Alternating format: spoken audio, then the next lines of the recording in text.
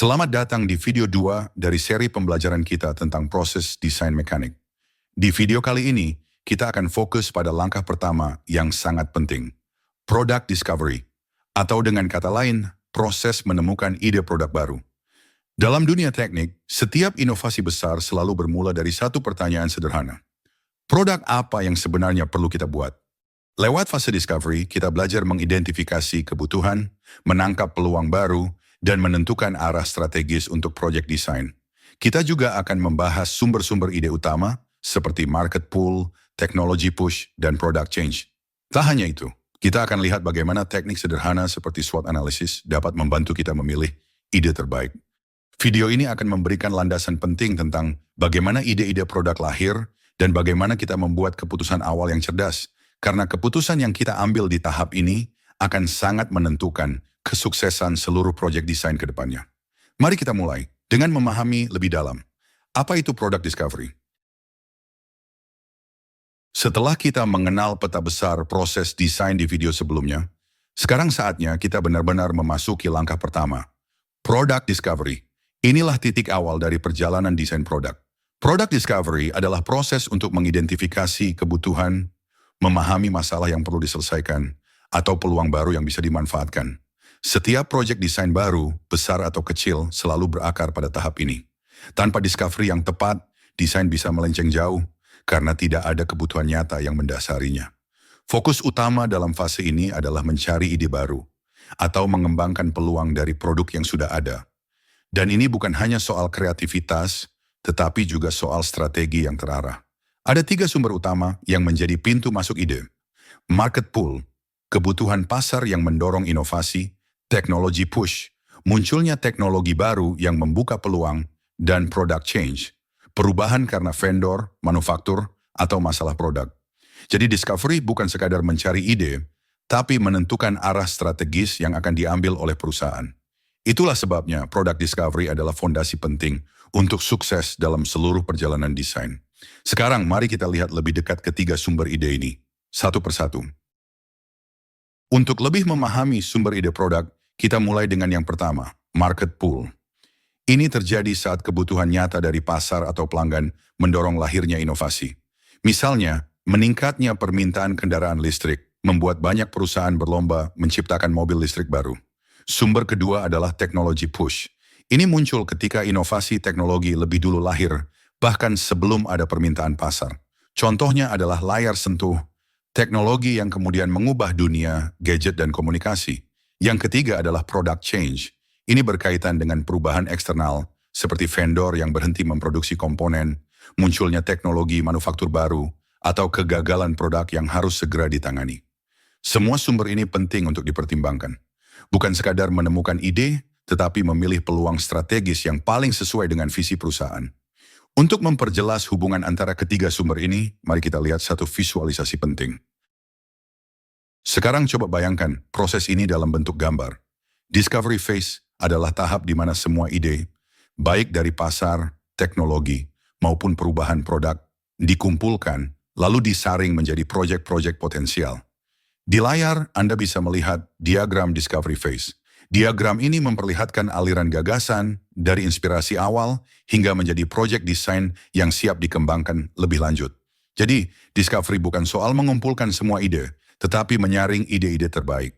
Visual ini menunjukkan betapa pentingnya memiliki proses seleksi yang strategis, supaya sumber daya kita, seperti waktu dan tenaga ahli, tidak terbuang sia-sia. Dengan memahami peta proses ini, kita bisa melangkah lebih mantap ke studi kasus nyata. Untuk melihat bagaimana product discovery terjadi dalam dunia nyata, mari kita ambil contoh CT scanner dari General Electric. Produk ini adalah contoh produk mature, sudah mapan di pasar tapi terus diperbaiki agar tetap kompetitif. Fokus redesign kali ini adalah untuk meningkatkan reliabilitas, menekan biaya operasional, dan mempercepat kinerja alat. Salah satu kebutuhan barunya adalah meningkatkan kecepatan rotasi tabung sinar X dan memperbaiki sistem pembuangan panas. Setiap perubahan ini menghasilkan spesifikasi teknis baru, yang otomatis menjadi tantangan baru bagi tim desain. Studi kasus ini menunjukkan, discovery bukan hanya untuk produk baru, tetapi juga untuk menyempurnakan produk yang sudah ada. Sekarang setelah tahu pentingnya menemukan ide, kita masuk ke tantangan berikutnya. Bagaimana memilih proyek yang layak dikembangkan? Setelah berbagai ide ditemukan, tantangan baru pun muncul. Memilih ide yang tepat untuk dikembangkan. Menemukan banyak ide memang bagus, tetapi tidak semua layak diubah menjadi proyek nyata. Kita perlu memilah mana yang benar-benar berpotensi sukses. Kalau salah memilih proyek, akibatnya bisa fatal. Kita bisa kehilangan waktu, tenaga, dan biaya besar, bahkan sebelum produk sampai ke pasar. Studi menunjukkan, lebih dari 50% keputusan proyek ternyata gagal. Artinya keputusan awal sangat menentukan nasib proyek di masa depan. Karena itu kita tidak bisa hanya mengandalkan insting atau pengalaman pribadi. Kita butuh proses seleksi yang berbasis data dan analisis yang sistematis. Untuk itulah digunakan metode seperti Project Portfolio Management yang membantu perusahaan memprioritaskan proyek secara strategis. Lalu, bagaimana caranya membuat keputusan yang lebih terarah? Mari kita lanjutkan. Untuk membuat pilihan yang lebih baik, kita perlu mengelola semua ide dalam sebuah proyek portfolio. Bayangkan portfolio ini sebagai daftar lengkap, semua ide proyek, dari yang sederhana hingga proyek inovatif berskala besar. Tugas kita adalah memilih ide yang paling layak, paling strategis, dan paling sesuai dengan visi perusahaan. Karena itu, teknik pengambilan keputusan harus mulai diterapkan sejak awal, sejak fase discovery, bukan saat proyek sudah berjalan setengah jalan. Dan yang menarik, proses pemilihan ide ini tidak berhenti di discovery saja. Ia terus berlanjut ke fase konsep desain dan juga pengembangan produk. Dalam bab ini kita akan mempelajari 3 teknik dasar yang membantu memilih proyek dengan lebih cermat dan terarah. Kita mulai dari teknik pertama, SWOT analysis. Salah satu alat analisis yang paling sederhana dan berguna di tahap awal ini adalah SWOT analysis. SWOT adalah singkatan dari strengths, kekuatan, weaknesses, kelemahan, opportunities, peluang, dan threats, ancaman. Teknik ini membantu kita memetakan kekuatan yang bisa dimanfaatkan, risiko yang harus diwaspadai, serta peluang dan tantangan di pasar. SWOT sangat berguna untuk mendapatkan gambaran cepat tentang kelayakan proyek, tanpa perlu langsung masuk ke analisis matematis yang rumit. Tapi perlu diingat, SWOT hanya menggambarkan situasi saat ini. Ia tidak langsung menghasilkan keputusan akhir. Kita tetap membutuhkan evaluasi lanjutan untuk benar-benar memilih proyek terbaik. Untuk lebih memahami, mari kita lihat contoh nyata dari Burrell Bicycles. Burrell Bicycles memberikan contoh sederhana bagaimana menggunakan SWOT analysis untuk mendukung pengambilan keputusan. Saat itu mereka mempertimbangkan untuk mengembangkan sepeda tandem, sebuah produk baru dalam lini bisnis mereka. Di sisi strengths, Burrell punya teknologi yang siap, tim insinyur yang antusias, dan melihat pertumbuhan pasar tandem. Namun di sisi weaknesses, pasar tandem masih tergolong kecil, biaya pengembangannya tinggi, dan diperlukan strategi pemasaran khusus. Dari sisi opportunities, produk ini bisa membuka segmen pasar baru dan memperluas jaringan penjualan mereka. Sedangkan threats yang dihadapi meliputi persaingan ketat dan risiko investasi yang besar. Di layar, Anda bisa melihat bagaimana semua faktor ini dipetakan secara rapi dalam tabel SWOT Burrell.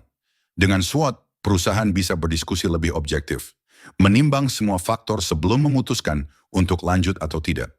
Sekarang kita akan merangkum pelajaran utama dari video ini. Mari kita rangkum apa yang telah kita pelajari tentang product discovery. Pada intinya, product discovery adalah proses menemukan ide, menyaring peluang, dan memilih proyek terbaik untuk dikembangkan. Dalam proses ini, kita mempertimbangkan 3 sumber utama ide, market pool, technology push, dan product change. Alat bantu seperti SWOT analysis membantu kita menyaring ide-ide ini secara lebih sistematis sebelum melangkah ke tahap desain berikutnya. Ingat, baik untuk inovasi baru maupun redesign produk lama, semuanya selalu bermula dari fase discovery. Karena itulah, product discovery menjadi fondasi bagi seluruh keberhasilan desain mekanik. Dengan pemahaman ini, kita siap melangkah lebih dalam ke tahap berikutnya. Memahami kebutuhan produk secara rinci. Kita telah menyelesaikan perjalanan memahami apa itu product discovery, fondasi di mana semua ide produk bermula. Sepanjang video ini, kita belajar bahwa kebutuhan pasar, inovasi teknologi, dan perubahan pada produk lama adalah sumber inspirasi yang harus dieksplorasi dengan cermat. Kita juga menyadari bahwa memilih proyek tidak bisa hanya berdasarkan firasat.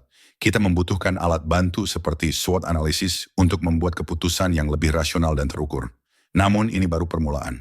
Untuk bisa menghasilkan desain yang sukses, kita harus masuk lebih dalam lagi. Memahami kebutuhan secara spesifik, menyusun spesifikasi, dan mendefinisikan target produk dengan jelas. Di video 3, kita akan mempelajari bagaimana mengidentifikasi kebutuhan pasar dan teknologi dengan pendekatan yang lebih terstruktur. Ini adalah langkah penting untuk membangun desain yang benar-benar relevan dan berdaya saing tinggi. Sampai jumpa di video 3, memulai desain product discovery and sumber kebutuhan.